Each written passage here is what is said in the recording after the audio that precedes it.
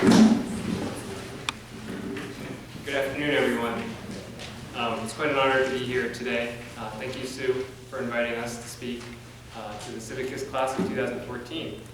Can't believe 2014. I started college in 2004, so it's been 10 years since I walked through the doors of Somerset Hall.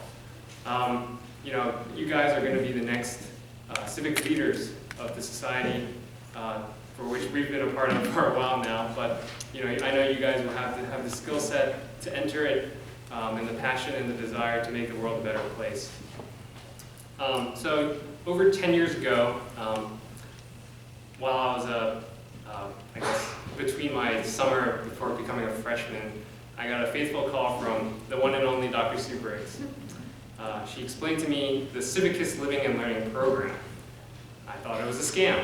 I was a senior, I just finished my senior year in high school, and somebody called me from the university and asking me to join a program. And I was like, all right, look, I'm not paying the tuition, but I don't have any money to give. So, anyways, I did some research. She explained the program to me, and I decided to join. Little did I know that one faithful decision kind of paved the way for the next 2 years while I was in CIVICUS, the 4 years for which I was in Maryland, and my entire life, actually, because I got to meet my wife through the program. I'd like to just concentrate on a couple items today of how CIVICUS has impacted my life, and the themes that are actually really close to my heart: food, yes, friends, and volunteering. So CIVICUS builds a very strong relationship among students at the University of Maryland, as all the students here today understand. Every evening or even every day, if you guys go to the dining hall, you guys go as a cohort. It's a pack of hungry wolves, just ready to embark and eat a meal. That kind of relationship over food, developing these friendships, these relationships over a meal, have impacted my life and Naina's life for the past 10 years now. To this very day, we still have dinner with friends. We invite them over for dinner. We have potluck dinners. Last night we were actually up in Baltimore. Our friend from New York drove down. They ran the Baltimore Half Marathon. And we had dinner with 6 other CIVICUS alums from my class. And this is a common occurrence. When I was in New York working, I found comfort knowing that my friends were a stone throw away, or a subway, I guess, away, and I frequently met with them for lunch. These kind of relationships that you build over a meal, through CIVICUS, through Somerset, just even walking the dining hall, have carried through for me and Naina for the past 10 years. I'd like to also speak a little about volunteering. As all of you, again, the students know, there is a requirement to volunteer and to do community service hours to earn your certificate in CIVICUS. I was engaged or involved with a program called Caring Kids. The CAR of Caring stands for Children at Risk. And every week, every Friday, I would go to the McCormick Elementary School in Langley Park, just a few miles away. I would pick up 24 students in 3 vans, drive them to campus, and fellow university students like myself would pair off one-on-one with these 4th to 6th graders and just engage in daily activities, such as visiting the campus, reading, even just playing soccer outside. And through these relationships, I got to see what these students were going through in their lives, and I felt like I was a huge role model in their lives. We had benefits on our end too, as volunteers. I got to see places that I never visited before on campus, such as the observatory, the greenhouse, and even the aviation museum right in College Park. And if none of you have been, check it out. It's a pretty cool place. My experience with Caring Kids has really stuck with me throughout the years. And honestly, without CIVICUS, without Sue's encouragement and requirement in the sense of to get my certificate, I'm not sure if I would have found Caring Kids and stuck with it for 4 years while I was here in Maryland. Hi everyone, I'm Naina and I graduated in 2007. I remember sitting in your seats almost 10 years ago, wondering what would lie ahead. I imagine the past 2 years were filled with excitement and joy and friendship. And to be honest, it's probably the last time in your life you'll have 120 people around you, where you're neighbors, where you actually know their names. I know it sounds very cliche, but like Chris, CIVICUS was the best decision I ever made. Not only was I exposed to issues that are still relevant today, but CIVICUS helped create a foundation for my career, my friendships, my professional relationships, and my marriage. One of my favorite parts of CIVICUS and the University of Maryland was getting involved on campus. CIVICUS students are so lucky to have a built-in network of sophomores who can show them the ropes. I'm a pretty outgoing person, but having older people ask me if I wanted to go to club meetings or check out something new on campus gave me the confidence to try new things. Even though lots has changed since we graduated, I still have very fond memories of being a campus tour guide or being involved in different groups or being an orientation advisor. And even though you're no longer living in Somerset, don't forget that you have that same network of people who want to give you that confidence in the real world. I encourage you to continue building your relationship with Sue, reaching out to alums, asking for internships or informational interviews. And honestly, without Sue's guidance, I don't know, it really helped me get here today. Just to give you some background, I was an American Studies major. I loved art museums. I interned at the National Museum of Women in the Arts and volunteered at the Smithsonian. I wanted to go down that path.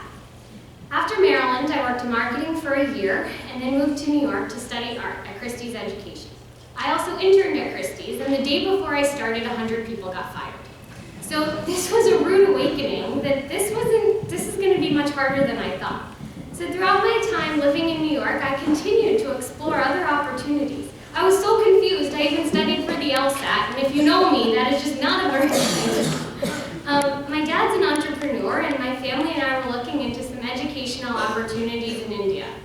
At the end of 2009, an opportunity came up. I packed my bags, moved back to Maryland at home, and I decided I was going to start a nonprofit.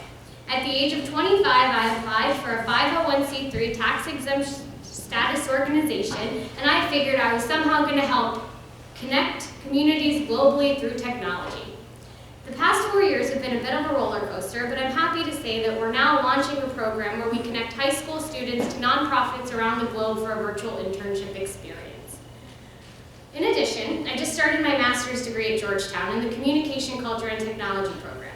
I heard about this program from another CIVICUS alum and got the full scoop before I applied, and I'm really happy to be there. It's extremely busy being back in school and working full-time, but I'm really taking full advantage of being a student again. And I'd just like to say, not everybody's career path is as exciting as Naina's. Mine was a little more defined. I graduated from the Smith School of Business and got a degree in accounting. As they say in my field, if you get creative with my profession, you can find yourself in jail. So I wasn't as creative as that. I graduated in 2008, made my way to New York to work for a Big Four. Studied, passed the CPA exam, moved back to Maryland, and changed companies. For the first 4 years of working, and this is more so speaking to the class of 2014 here, it was extremely challenging entering the workforce, and especially corporate America. Not only had I exchanged College Park for the Big Apple, but the country and majority of the world had entered the economic downturn, and instead of thinking about what do I really want to do in the world, I was mainly thinking about how do I preserve my job. For me, my thought process has changed, and even though my path was defined, it wasn't, there was definitely a lot of uncertainty there as well. Lucky for me, I had a nice cohort of fellow CIVICUS graduates and friends who I sought advice from and found comfort in knowing that they were in the same boat as me, but the path that they were taking was probably a little different. I consulted with them a lot, spoke with them about the current events, and honestly, without them, I'm not sure if I would have stuck with accounting and where I would be today. It's quite important to remember that throughout this journey, I have found ways to bridge CIVICUS and my past 4 years in working experience, and I found that in the realm of financial literacy. Recently, I've gotten involved with junior achievement, an organization started in New York that works to bring financial literacy to the classroom for students at an early age. And starting this week, I'm actually going to start teaching in the classroom for five weeks in a row. I know, I meant to tell Sue earlier. She's nodding an improvement if you can't see. So I'll be starting that this coming week, and I look forward to continuing these kind of experiences and bridging my CIVICUS experience along with my working world. So we've just told you a lot of information about ourselves and our jobs today, but we want you to remember the following. Enjoy the friendships and relationships you make in this program. I had no idea I was going to meet my husband in Somerset, let alone more than half our bridal party and the 27 people from Somerset who were invited to our wedding. You can see the photo in Sue's office. I know this stuff seems really far away, but 10 years goes faster than you think. Utilize the network. I can't stress this enough. Sue's a great resource. Ask her questions, reach out to alums, get an idea of the alums' jobs, and learn about how they got there. CIVICUS is a launching pad for meaningful conversations and interactions and can help shape your life. Just because you're out of the program and the dorm doesn't mean that you should lose touch with the resources that are available to you. Explore opportunities. For starters, if you have any interest in the education and technology space and would like to intern, pick up one of my cards, send me an email, we'll talk, we'll work together. I'm always looking for good additions to our team, and it would be great to work with CIVICUS alum because I know the foundation you have is very strong. Also, remember there are people who started this program 15 years ago who are thinking along the same lines as me. If you're curious about another field, reach out to us. We'll be able to put you in touch with people who can help you explore further. The first step is expressing your interest and sharing your goals with this network in order to get in touch with the right people. Lastly, please continue to volunteer and be engaged in your communities. CIVICUS allows students a great opportunity to have meaningful service learning experiences. When you graduate college and get into the real world, you'll have less time than you do now. That was a big surprise to both Chris and me. And as your worlds get busier, continue to make time to help others and stay engaged. You had a unique opportunity in the CIVICUS program, and we hope you take the lessons you learned here and carry them forward throughout your life. Thank you for this opportunity, and congratulations, class of 2014. We wish you the best of luck and are excited to see what you accomplish. Also, happy homecoming. And I'd also like to invite Maggie, Duran, and Ian Moritz to come up to